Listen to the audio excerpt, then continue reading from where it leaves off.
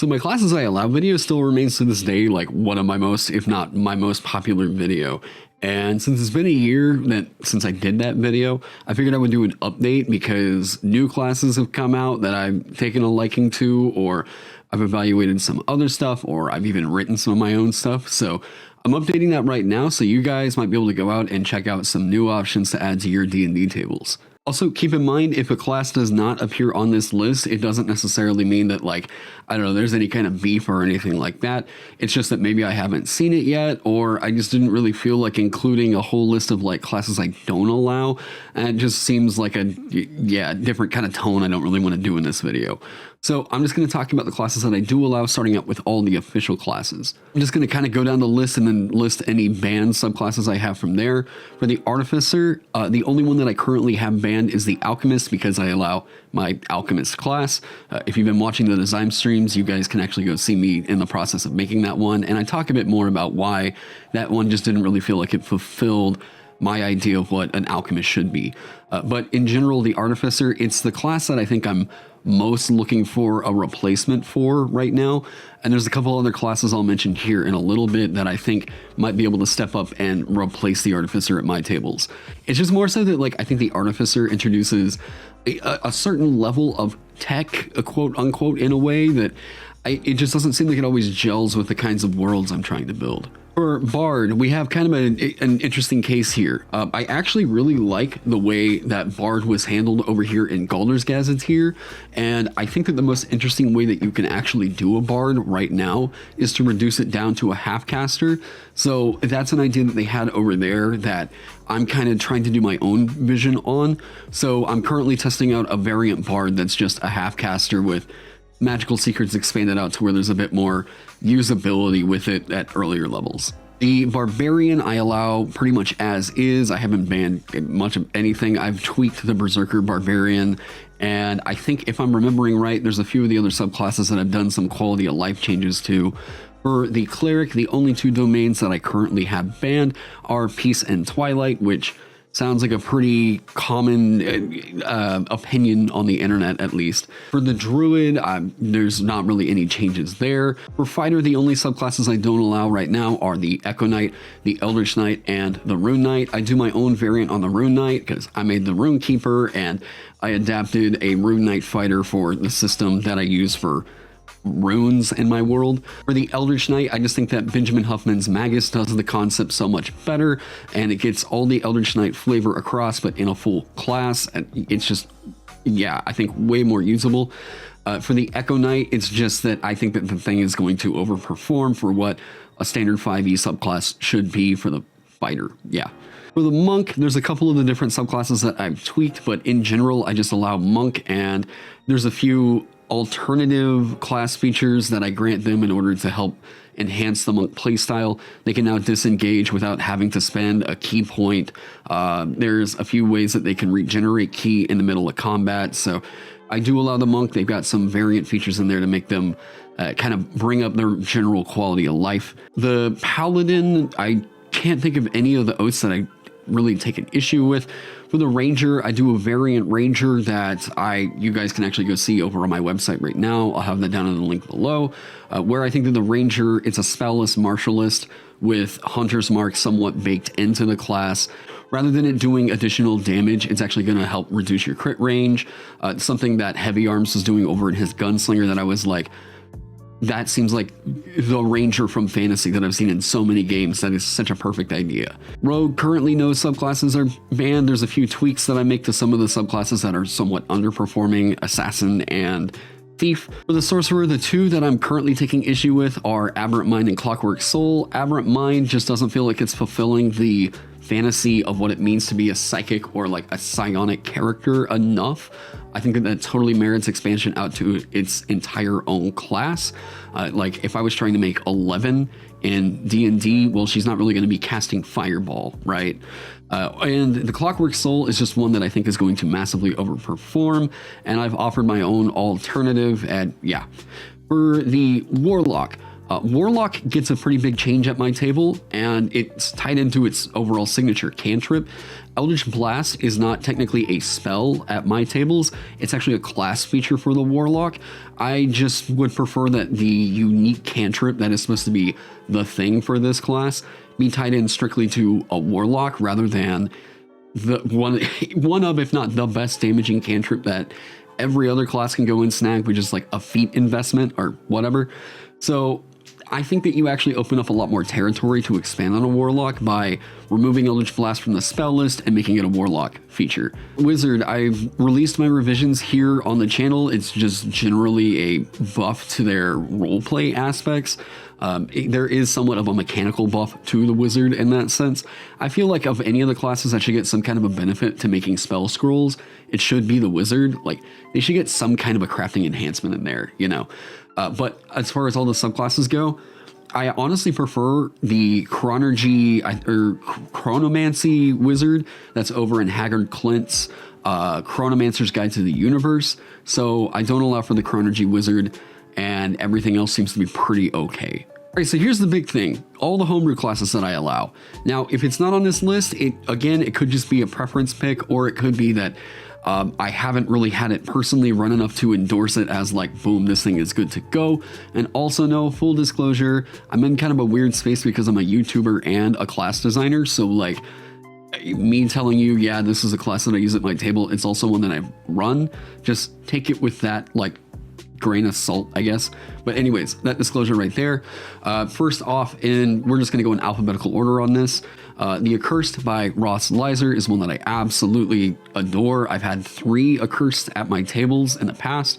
And then I guess another full disclosure, I've worked with Ross in the past. You all have seen him here on the channel. The Accursed's entire thematic, I think, injects, what I really love is what Ross said. He thinks of curse magic as like anti-magical in a way, and he developed his whole own class around that as just like a narrative core.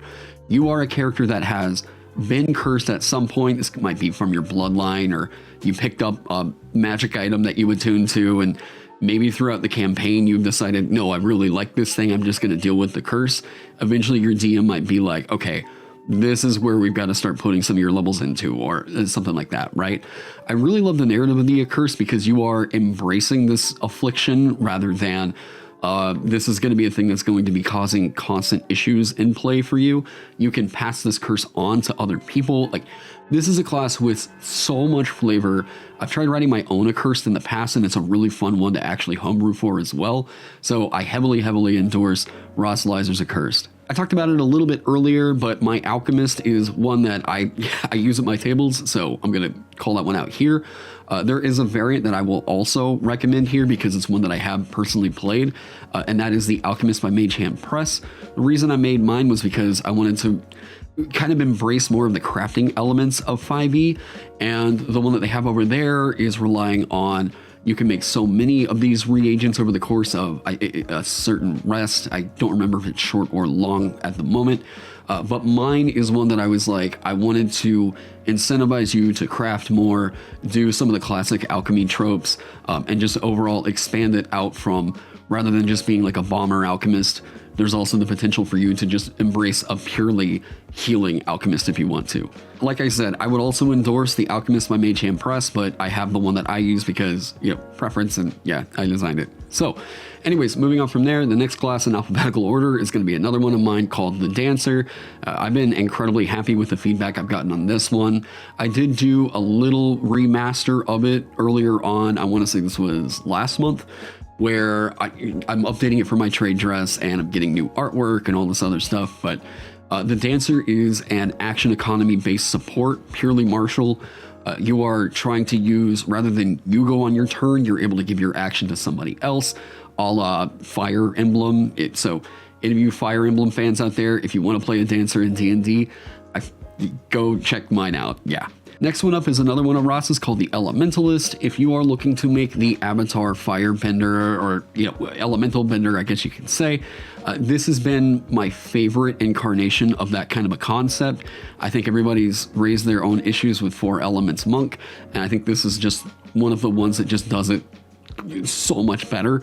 That's not exactly a high bar to pass, but you know. The other one that I would say also hits a similar narrative that I would also endorse because I have seen it is actually the Leiser by Alex Tanner. Again, go check these out, figure out which one is more preferential for your table. One of the benefits that you would get out of checking out the Leiser is that Alex Tanner has actually incorporated this whole like, how would you introduce this magic system into your world, like as a part of the supplement? There's world building guides somewhat inside of this incarnate expansion. So if you want that sort of avatar flair injected into your D&D games, definitely go check out the incarnate. Next up, the Gunslinger by heavyarms. This is one that in the Classes I Allow video, Heavy was still in the design phase, but it's now been out as a public release for I think a year now, and I've had 2 Gunslingers at my tables. Jesse Ellis, oh man. I've had 2 Gunslingers at my tables, one through an Icewind Dale campaign where I fell in love with the character. But the Gunslinger, this is, as Heavy told me, it started out as a take on a variant ranger that was going to be completely martial, and it definitely has those elements in there where it feels a common piece of feedback I've seen about it was this feels like what the ranger should have been. If you're into that gunpowder fantasy, you want firearms into your campaigns, the Gunslinger by heavyarms has got the most reasonable rules I think I've seen regarding firearms. Personally, I think that they're way better than the ones in the Dungeon Master's Guide. There is another variant that I have seen in play at one point, and that's actually the Gunslinger by Mage Hand Press. It's another one that I would also say I trust Mike Holik's design sensibilities. I've seen it enough to say it's kind of a preferential thing. What kind of thematic would you want out of a Gunslinger? Go check out the one by heavyarms. Go check out the one by Mage Hand Press, and just, yeah, see which one is going to be right for your tables. Next one up that I've got is actually the Magus by Benjamin Huffman. This is the reason why I don't allow for the Eldritch Knight right now. This took the Eldritch Knight idea and expanded it out into its entire own class. This does all the, I think, more active support, offensive support in a way, elements of what I thought Spell Sword should kind of be from like Final Fantasy, as well as introducing a bunch of new ideas in here to make, if you want a Gish class, like you want a Spell Sword the class, you think that that's merited in D&D, then this is one that I would, oh man, this is one of my favorite homebrew classes I've seen out there. Going on from there, I've got another one of mine called The Merchant. This is the one I think I'm most well known for. It's a platinum bestseller over on the DM's Guild. Very, very proud of this one. I'm kind of like the support designer, it seems like. So this was my first class that was a take on how do you make like a pure support in D&D. This is a half caster in a way. I guess you could say it's like a 3/4 caster.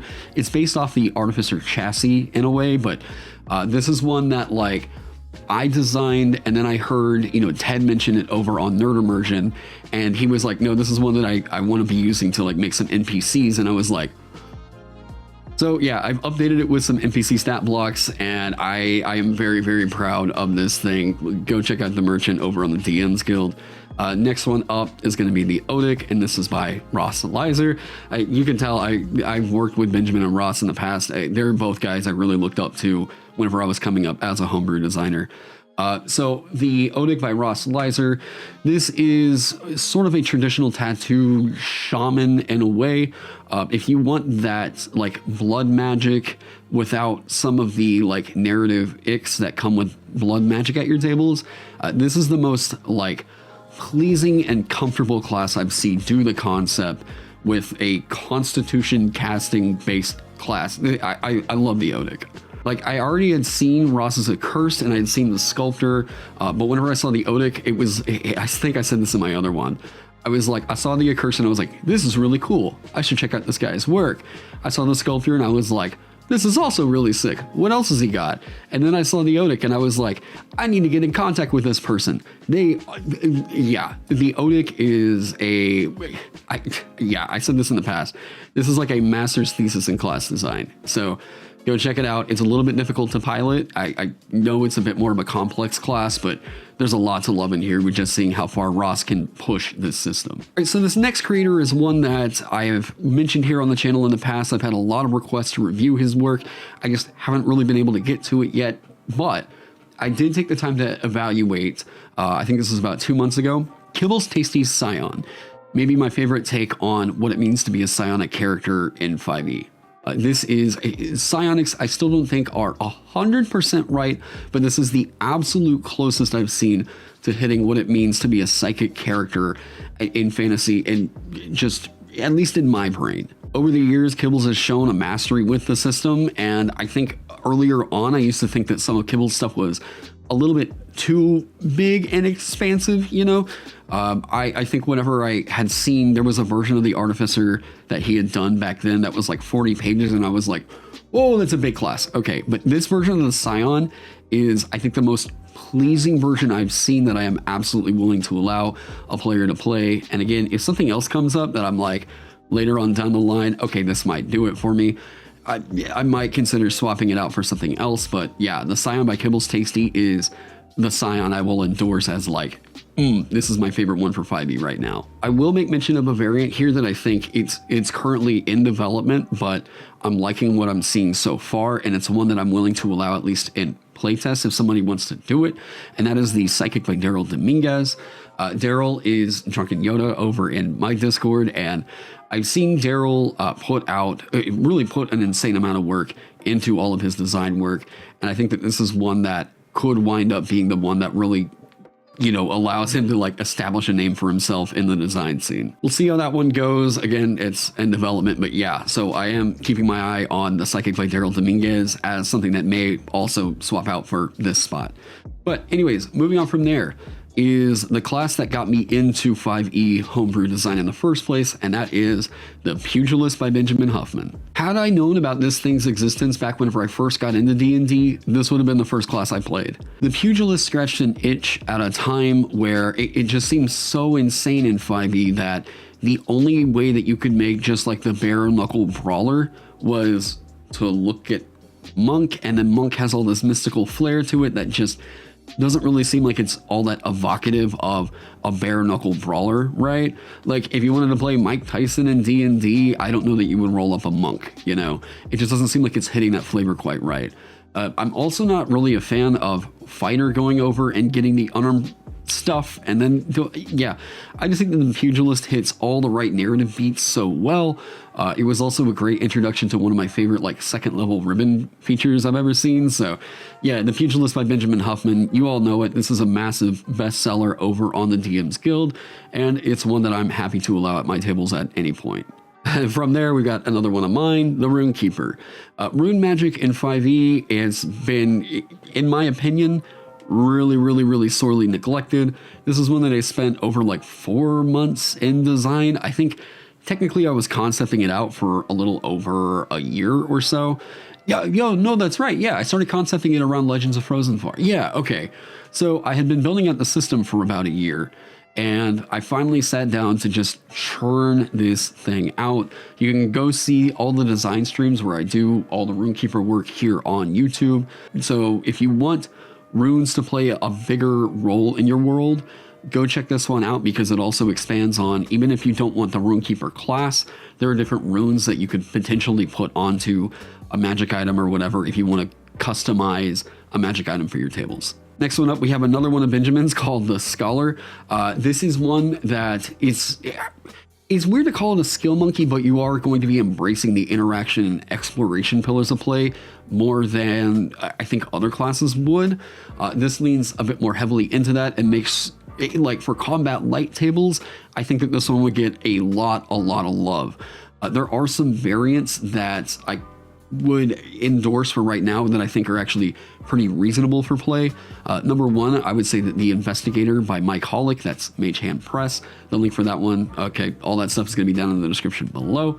And then the other one that I think also gets pretty close to this is the Savant by Leiser Llama, another Redditor that people have tried to recommend me. Right now, I'm most familiar with the Scholar, so it's the one that I'm personally kind of going with. I think that the Investigator could hit this same beat. I've heard people in my Discord recommend this one and say that they've experienced it in play, the Investigator that is. So I can see that it would have a niche somewhat. I've also just kind of got it in my mind that it seems like it's the kind of thing that might be able to be handled by a rogue, but I've heard people explain, yeah, Pathfinder's got their own investigators, so maybe there is territory for this thing to potentially open up into its full class, The next one from there that I allow at my tables is actually the Sculptor by Leiser. So, the Sculptor is another Gish in a way that I think injects another interesting character into the magic system of your world in a way that I think Benjamin Huffman's Magus does the spell sword thing in a more classic fantasy way. This one almost feels like, I want to say video gamey, but not quite, I mean, in the remaster, Ross has literally got a buster, like Mega Man Buster Sculptor that you can make with this. If you're looking for a class that can help to reshape what the magic system is for your fantasy world, I think the Sculptor is a pretty cool one. It also feels a bit more modern than I would say the Magus does.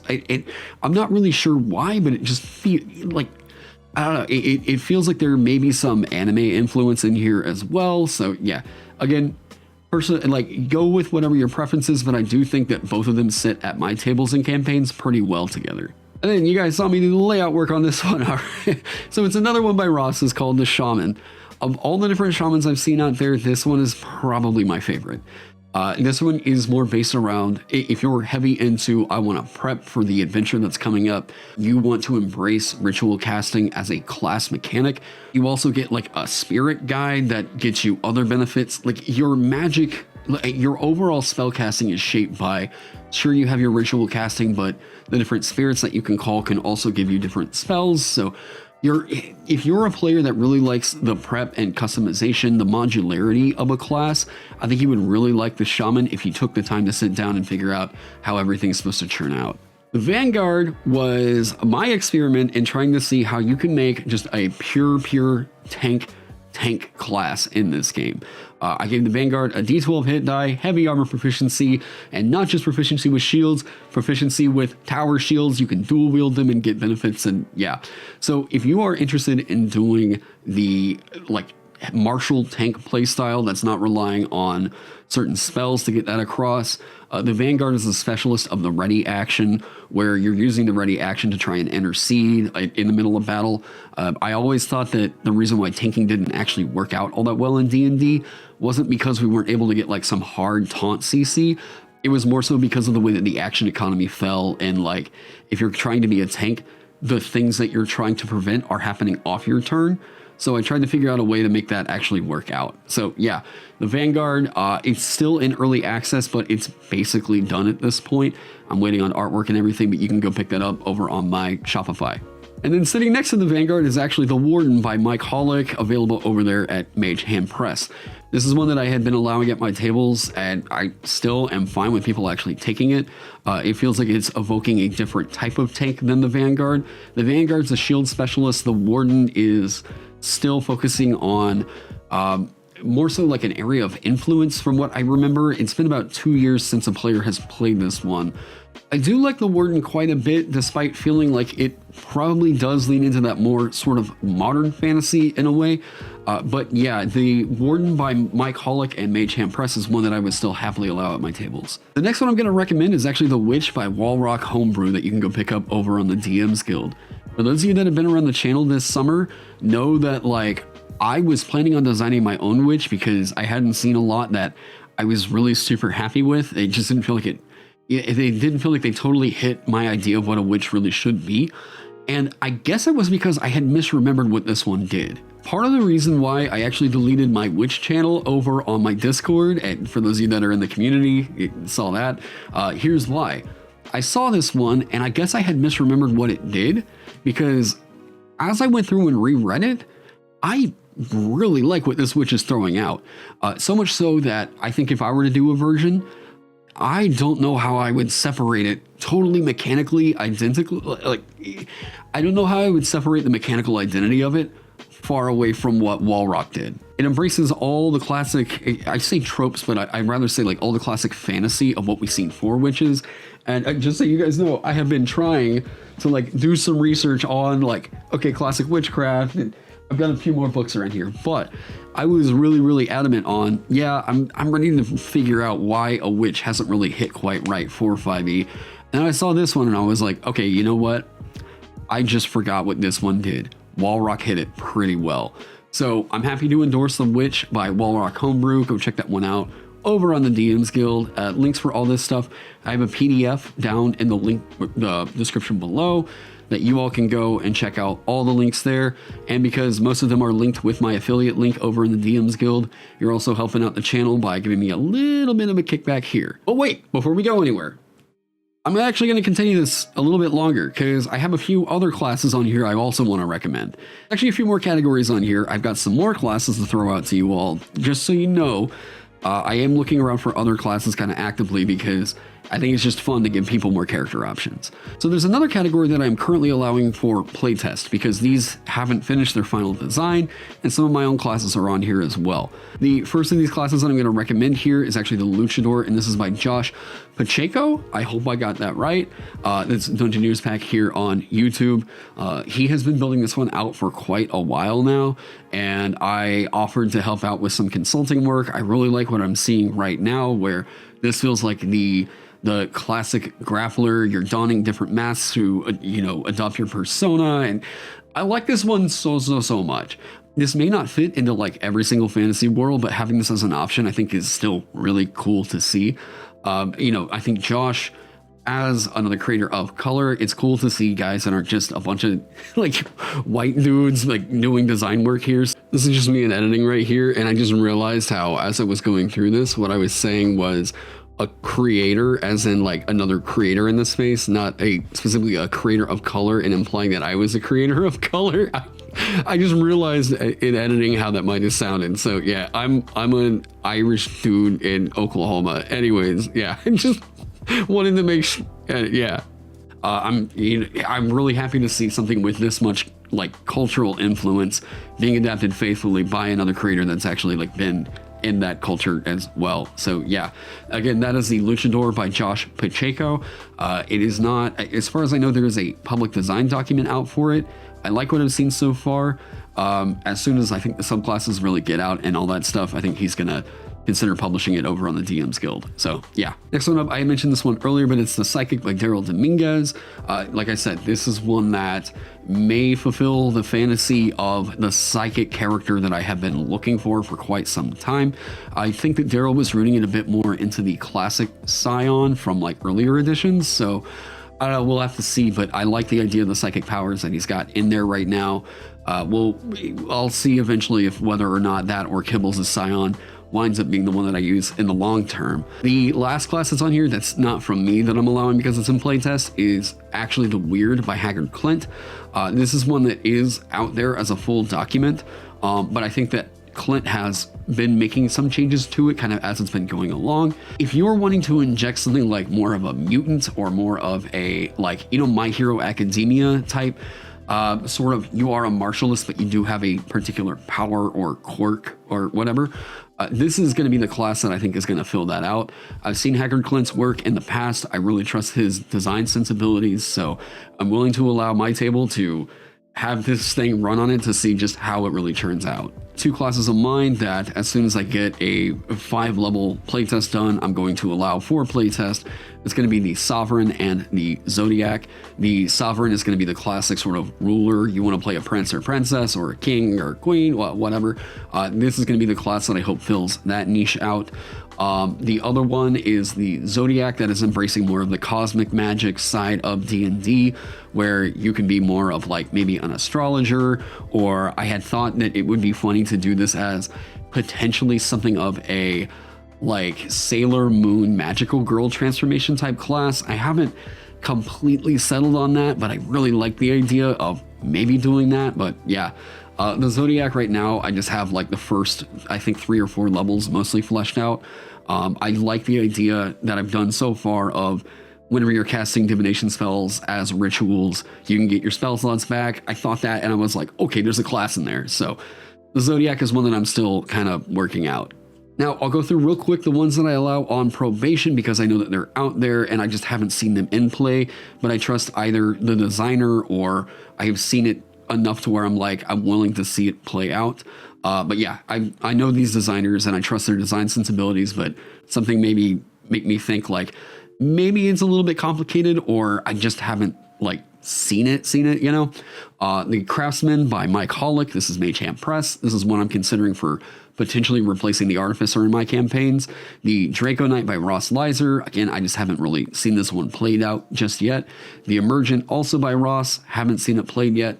The Inventor by KibblesTasty. I've heard all kinds of reviews for this one. I just haven't seen it played yet.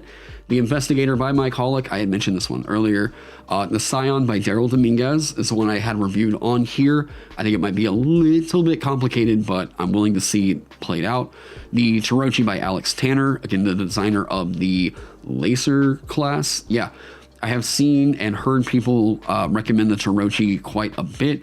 I like the idea of a card-based character class option. I made my Gambler Merchant class because I wanted to make like a high variant die mechanic in there with a deck of cards. So anyways, I see the Tarochi. I've heard people say that it's not quite as complex as what I thought it was on my initial reviews, so I'm willing to see it kind of played out.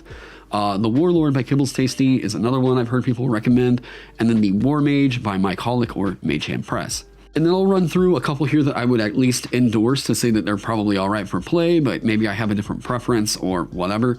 The Alchemist by Mage Hand Press is one that I would endorse as a full 20th level class. The Binder by Mage Hand Press, Mike Holik, is full 20 level class.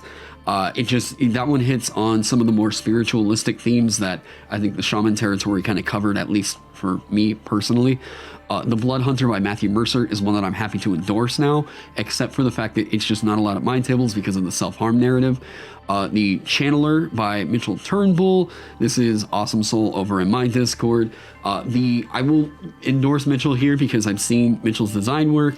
This is just another one I haven't quite seen yet. The Gunslinger by Mage Hand Press, preferential thing there. The Leiser, preferential thing there by Alex Tanner. The Occultist by KibblesTasty is one that I would be willing to endorse, but the subclasses cover up some territory that I allow for expansion into full classes, so yeah. The Savant by Laser Llama, again, kind of covered by the Scholar at my tables. The Spiritualist by Benjamin Huffman, I feel like is kind of covered by the Shaman. And then the Witch by Mage Hand Press, I just prefer the Witch by Walrock. So anyways, wow. Big video, I'm sure. So anyways, thank you all so much for being here. Go check these out. I've got the PDF down in the description below. And hey, if you're new here to my channel, if you've seen a class that like you weren't aware of, I'm sure there's like 50 on this list. Yeah. So yeah, please go check out these creators, support their work. Let me know down in the comment section if there's another class I should check out because yeah. Anyways, so a huge shout out to my Patreon sponsors. Thank you all so much for helping me keep the lights on around here and coffee in my blood. Y'all are absolute heroes. And hey, if you all like what you see, you want to see this kind of content, go check out some of my other videos and subscribe if you haven't already. We're running up on 10,000 subs here on the channel, so that would be really cool. You know what? Actually, my birthday is September 19th. Help me get to 10K before then, all right? I appreciate you all. I hope you all are staying safe, staying healthy, and I can't wait to see you in the next one.